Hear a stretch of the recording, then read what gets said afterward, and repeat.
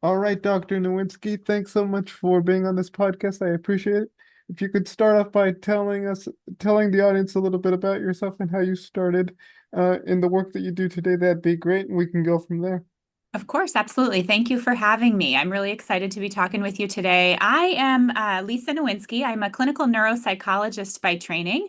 And many decades ago, I trained in California before moving out to Boston, where I worked for about 2 decades at the Massachusetts General Hospital, Lurie Center for Autism. My work and interest in supporting individuals and families with autism started actually when I was much younger as an undergraduate when I worked in providing behavioral and home and school-based therapies for kids with autism. And that was a really wonderful sort of first experience, first professional experience for me, and got me very passionate about the field and population. Continued in my training as a neuropsychologist, and ultimately spent a good deal of my most recent career running the providing clinical direction to the Autism Center at Mass General Hospital in Boston, Massachusetts. I moved out to Seattle just about 4 months ago to join the Seattle Children's Hospital Autism Center, and I'm really thrilled to be joining that team as the clinical director for the Autism Center. Yeah, let's get right into it. What do you guys do at the Autism Center? Yeah, that's a great question. So, we actually have a pretty large team of folks ranging from physician psychiatrists to psychologists to board certified behavior analysts and behavior technicians, and kind of everybody in between. We really are a multidisciplinary care center to support folks with autism and their families, their parents and caregivers across a number of different domains. As I said, we offer first diagnostic services to people who are wondering whether or not their child has an autism diagnosis or would meet criteria for that developmental diagnosis. We also provide a range of behavioral supports, therapies, and services, ranging from parent management training, which can be a very effective way to help parents and caregivers support the behavioral needs of their child with autism, to early intervention day treatment services, which is really a cornerstone of our program. That program was founded by Dr. Mindy Menares in 2015, and has continued to date to provide intensive early intervention services to some of our youngest patients with autism, really helping them to build the foundational learning skills that they will need to successfully participate in their community and school and home environments.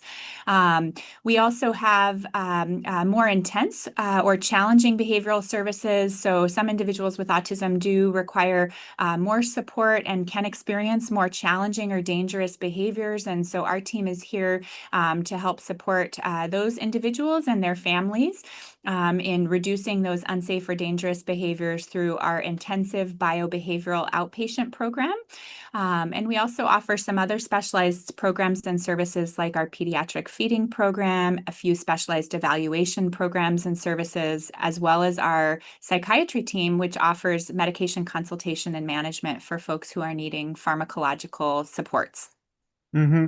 That's a lot of information. But Yeah. if I could go back to the sort of the evaluation piece of it. So how do you guys go about evaluating someone who is developing symptoms of autism? Because oftentimes there are others, other specialists around the world that often take like weeks, months, or even longer to diagnose someone with autism or autism related characteristics. I have a family member who has been through this process, who is developing autism related symptoms, and they have taken longer to um, get a clear diagnosis for my family member. So I'm wondering, why that is and how you guys at the center do that. That's a really great question. And, unfortunately, in a lot of places across the country and even in Seattle, many families and individuals are waiting a really long time for diagnostic evaluations. There's a couple reasons why that happens, and there are a couple solutions that we're sort of actively leaning into to try to improve the process for patients and families. Autism is a complex neurodevelopmental disorder. What autism looks like is highly heterogeneous across individuals, so it's really variable. What looks like autism in one person may look very different in another child or individual. And so, for a long time, I think it really required specialists to recognize those signs and symptoms and make a diagnosis. And so you had people often waiting for a very long time for specialized evaluations in very small centers that had limited capacity. We in the field are doing a lot of work to train other providers to provide exceptional level diagnostic evaluations. So providers in primary care and other sort of mainstream mental and behavioral health realms. So we're working hard as a field to try to improve access to diagnostic evaluation services, but there still are not enough quickly available slots for individuals who are requiring evaluation.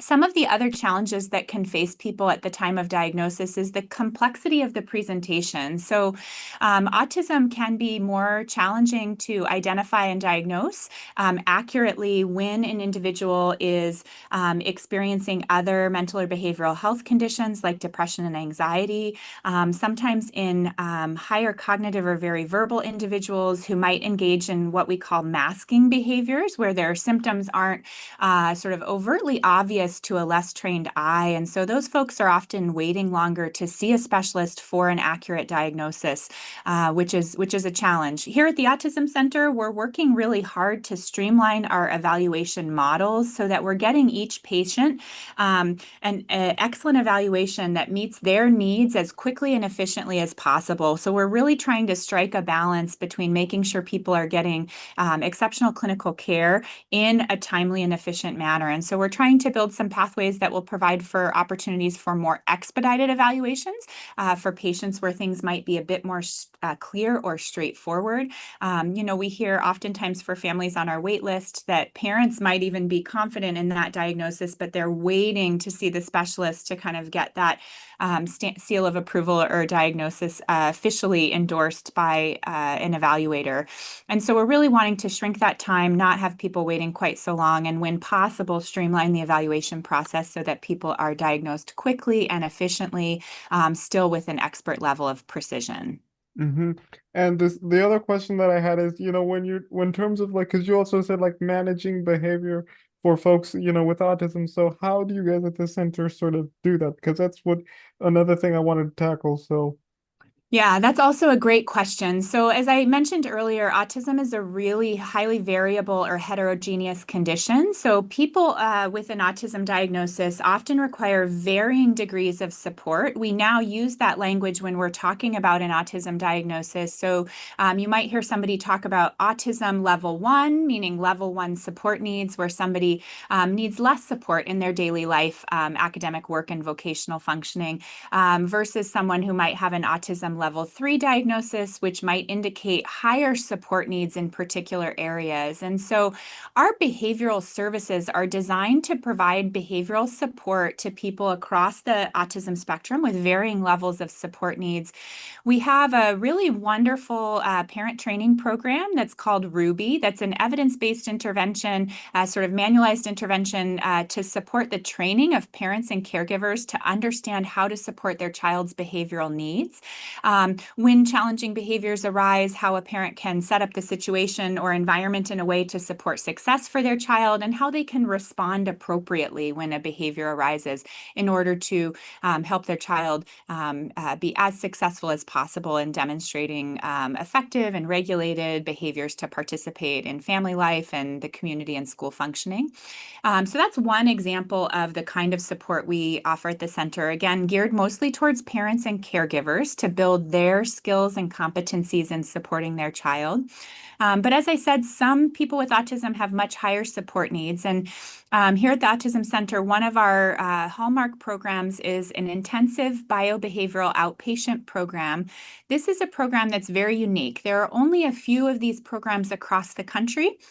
And we are one of the only on the West Coast providing intensive outpatient treatment to patients who exhibit severe and challenging behaviors. So these are things that are often behaviors that are very unsafe to the child or individual or people around them, and require a really high level of specialized intervention and support. And so we have a wonderful team on our biobehavioral program. At the hospital, we also have a hospital-based inpatient biobehavioral behavioral program for patients who aren't safe to be at home or in the community, where again, we have a really expert team of behavioral specialists who are able to provide support and intervention to reduce the frequency and intensity of those severe challenging behaviors, improve a child's safety and ability to participate safely in home and community and school environments.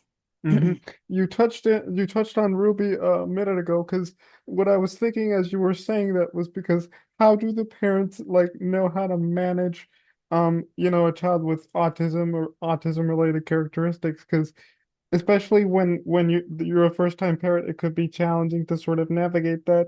I know one of my cousins who has that child with autism related characteristic. He's a first time parent, so Yeah. he's trying to navigate how what to do or what to do next, how to sort of really navigate the complexities of his child's diagnosis. So what I'm wondering is, yeah, because for the first time parents, a lot of them they don't know. So like how does Ruby in particular help with that?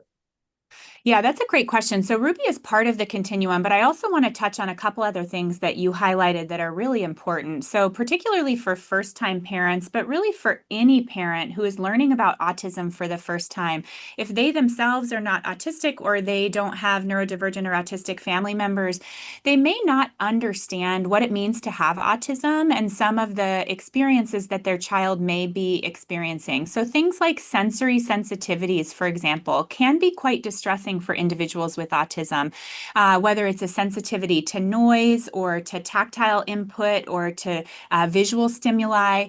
Those things can be very stressful and overwhelming for an autistic individual. And so it's really important that we not only help parents understand what their child might be experiencing, but also what to do and how to support that. And so Ruby is one piece of that. And I'll tell you in a minute about kind of what that looks like. But we also offer a number of parent and caregiver educational resources through the center. So these are all listed on available on our website, including a number of classes that happen regularly throughout the week and month. These classes range from sort of introduction to autism after a child is diagnosed to more particular targeted behavioral areas like feeding or toileting, which are often relevant for parents of young children. I think the thing that you highlighted is that all new parents are learning how to manage these things for their neurotypical children, and autism or neurodivergence really adds an extra layer of complexity. And so we want to be able to support parents not just in learning good parenting tools and strategies, but how we can modify or adapt those tools and strategies specifically for a neurodivergent child.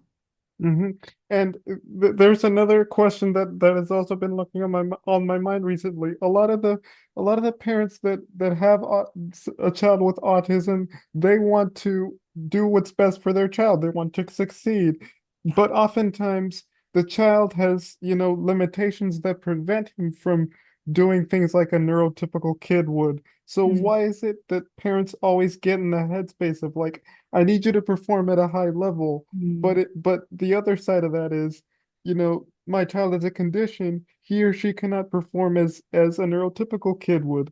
Like I cannot lift I can as for me, I cannot lift weights at a gym because I don't have the strength or capacity to do it. So like what's with that sort of mentality? I don't understand it. Yeah, I mean, I think it's really tough, and you're asking a bigger question than just related to autism. I think lots of parents have an idea or vision for what it means to be a parent and what their child's life will look like.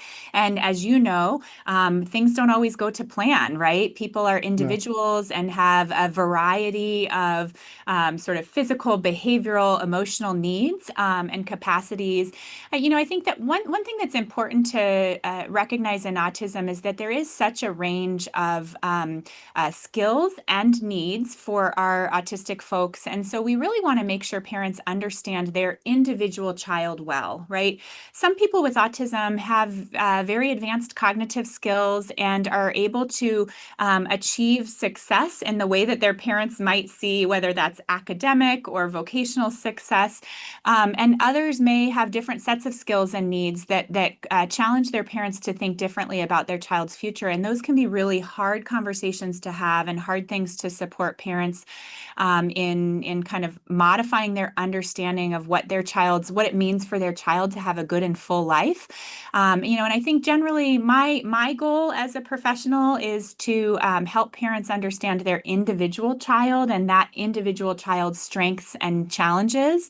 And there are always ways that we can set up any child to be as successful as possible if given the right supports. And so by helping parents to understand their child's individual needs, I think we really give the family and the child the best opportunity to shine within their capacity. Mm-hmm. Yeah, because like oftentimes parents they don't want to accept that their child has autism or another related condition, which I mean it's kind of hard because they want to exceed their child to exceed, but again, the Mm, child has a condition, he or she may not do certain things like a neurotypical person would. So this yeah. I don't understand like this why parents, find it so hard to like accept their child has a neurotypical sort of neurodivergent style of condition, I guess. I don't know Yeah. where that comes from. I, yeah. Yeah, it's a good question. I'm not entirely sure. I have some hypotheses that there's a lot of stigma and shame around what have been historically understood as mental and behavioral health conditions. I think we know now, based on current science and our current understanding of autism, that it's really a neurodevelopmental condition, that there is variability in how people are wired, and autism is one a sort of version of wiring, if you will, right? And so I think the field and community has started to evolve their sort of perspective on autism and neurodivergence, but there's still certainly a lot of work to be done. And there are many families who haven't been yet part of a community that is more sort of autism affirming. It falls on us to invite parents who might be new to this journey into that conversation and into that space so that we can help them think differently about their child's autism diagnosis. Hmm. And what can be done to sort of include, those parents with other parents who have neurodivergent adults, because Yeah. oftentimes these parents, these first-time parents, they lack community, they lack the support or the resources they need to figure out what's the best way I can support my child. So like Yeah. how does Yeah. the center sort of do that? Community is so important. I think pieces of that happen at the center, but parents are often connecting online and in, local and regional community groups. And so I always encourage parents who've received a new diagnosis of autism to get online, to join communities and organizations that are focused on supporting individuals and families with autism, to put themselves in communities where they're going to see people who are living a similar life and have some shared experience.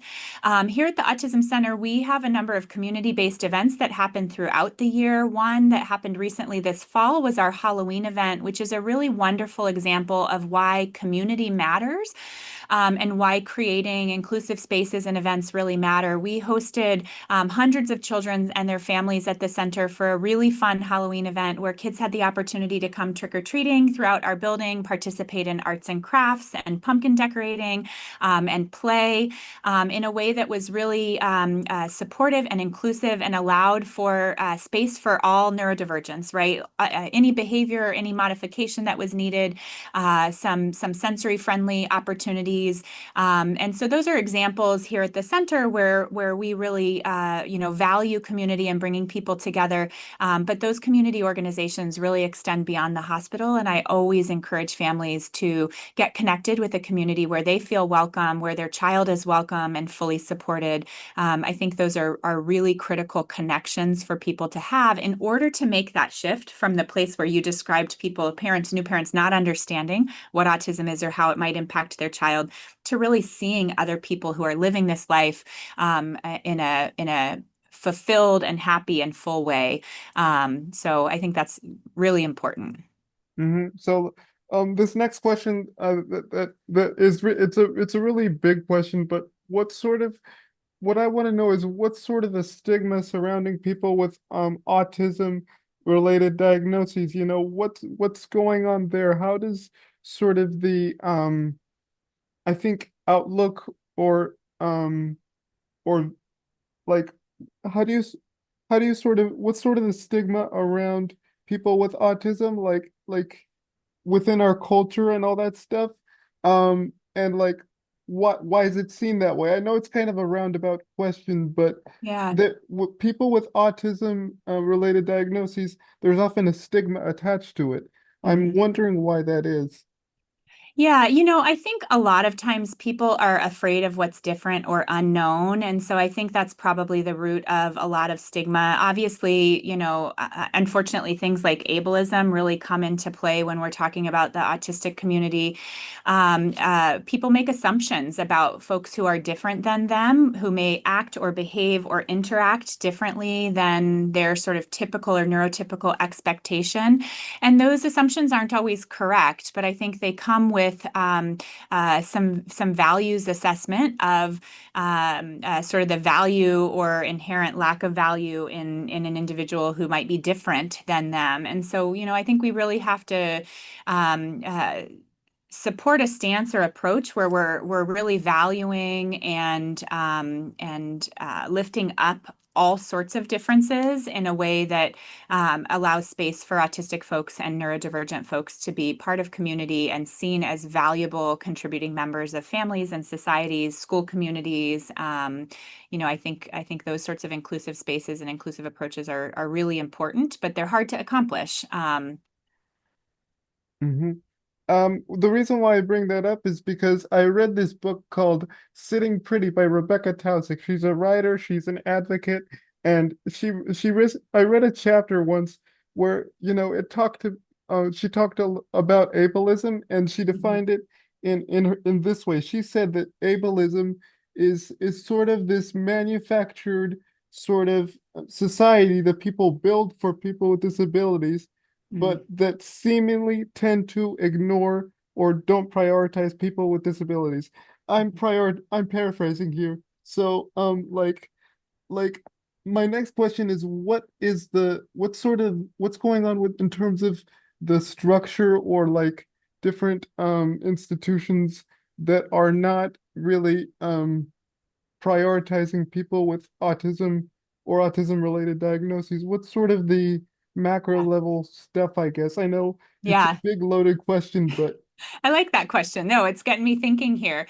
I think what it really comes down to is the social communication differences we see in autism. I think, to your point or sort of definition of ableism, there's sort of a structure or expectation in the neurotypical world, and a lot of that is based on social expectations and norms, right? So whether it's in play for children at the playground or behavior in the classroom, how you might interact with other students or teachers, or in the workplace where so much of our work is based on meetings and social face-to-face social interaction, right? There's a lot of expectation around how people should interact in a social capacity to be successful. And I think autism challenges that really and pushes back against the fact that not everybody will bring value or success to the table by interacting in a neurotypical social fashion, right? That you can have the workplace is a really good example of this and probably relatable for you and I,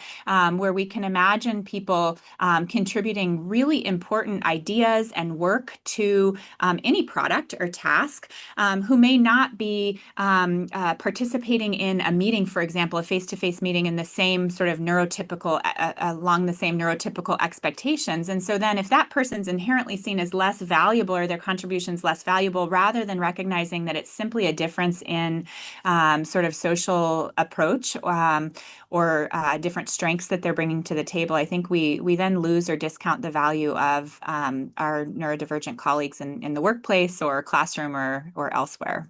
hmm or like when it comes to hiring, like Yeah. for employment and stuff, oftentimes when people think of inclusion, it's not just like a bumper sticker, it's more of like actually doing the work and Yes. doing the work to hire people with disabilities, because oftentimes employers often miss that mark and just do it just to as like a band-aid or a rubber stamp. Absolutely. Yeah, we see that a lot. And, as you talk with folks who, Dr. Gary Stobbe, who's at the University of Washington, was really instrumental in founding the center here as well. And he works a lot with young adults and transition aged folks. And when you're working in that space within the autism community, there's a lot of conversation that happens around, how do we support people who may have to go through these neurotypical interviews in the workplace in order to gain employment or be employed. And a lot of the systems that we have set up around interviews are not always sort of neurodivergent, supportive, or affirming.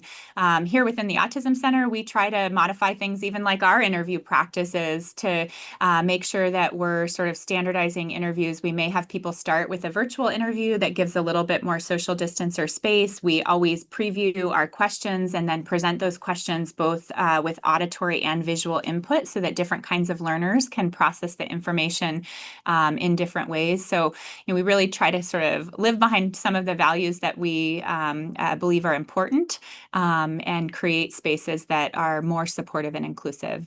Hmm. And I know that in my last question I mentioned about stigma. So then how do you educate parents, people, and other sort of institutions, like what that, actually, hold on, autism could be people with autism could be contributors in the workplace, in schools, in whatever context. Yeah, in families and communities. I think we have to challenge people to think differently about what brings value, right? Some people bring value in sort of a monetary fashion to their family. They go out and then they work and they earn money, and that supports the monetary needs of a family. But there are lots of other things, connection and relationship and, joy, that are also really valuable contributions that people make in their families and communities. And so I think we have to sort of continue to push back on the communities that we live in, the institutions that we work in, and really challenge people to think differently about what adds value to a community, a system, or to someone's life. Mm-hmm. All righty.